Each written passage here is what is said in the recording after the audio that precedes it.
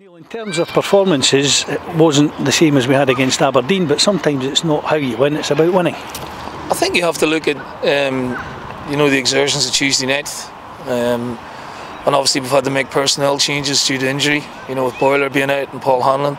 I think it's a brilliant win, and we knew St Mirren would be fresh and spirited, and they made a game of it, a real good game of the second half. But we've only ourselves to blame, Cliff, because we keep the door open for teams. We should have been 2-0 up comfortably at half time and in control of the game, but the longer the game's 1-0, we keep in the opposition in it, and then we miss some good chances on the counter-attack as well.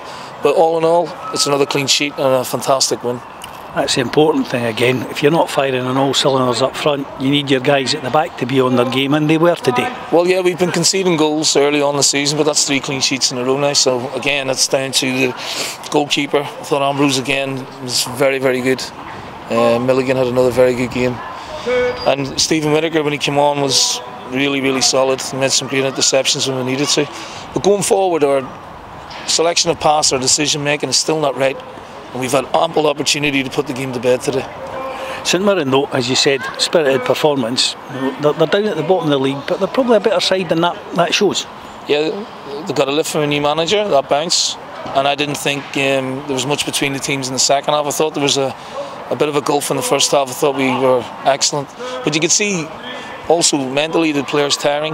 They've had 2 hours in penalties on Tuesday, a couple of days recovery, and then another very, very tough game. So I've got to be very, very happy with what I'm seeing at the minute. You mentioned Mark Milligan. I thought he was outstanding there again today. He's unflappable in the midfield. He doesn't panic. He gets the ball, he just keeps it moving forward, and that's the kind of thing you need, someone with a calm head in these situations. Well, yeah, it's no coincidence he's come into the team. We're unbeaten and keeping clean sheets. I think he's a tremendous asset, and it's been a difficult week for him because he's not played much football, and then he's been thrown into the deep end, and he's come through it with flying colours. And once we get him recovered and fresher, probably even get better performances from him. Absolutely delighted with him, and my kind of player. And we move forward next week to a game against Hamilton Easter Road, game before the international break.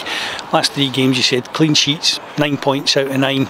Next week, we'll be looking to take the 3 points there if we can, and it puts us into the international break in a good position. Yeah, well, Hamilton are, a consistent Premiership team. They're a good win against St Mirren last week, and they get results at important times. So we can't take it lightly, and we won't. But we are looking up the table. It's just in the second place, and obviously there's a game tomorrow that might change things a little bit. But second place at this stage of the season, we've got to be very, very pleased with that. As you said, all we can do is keep winning games, not worry about what everybody else does. No, well, we haven't.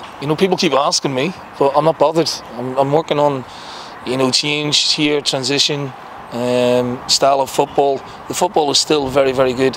But we've had a difficult week in terms of the amount of volume of games and the amount of effort the players have put in. We haven't got the biggest of squads, but they're giving me everything at the minute, which is all I can ask.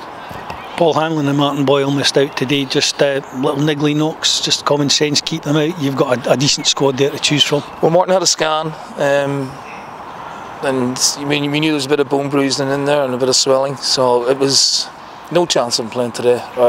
Maybe on the bench, but we didn't want to take that chance either. And he's an important player for us. Could have done with him today at times, and obviously Paul as well. Had the dead leg from the Aberdeen, so only 25%.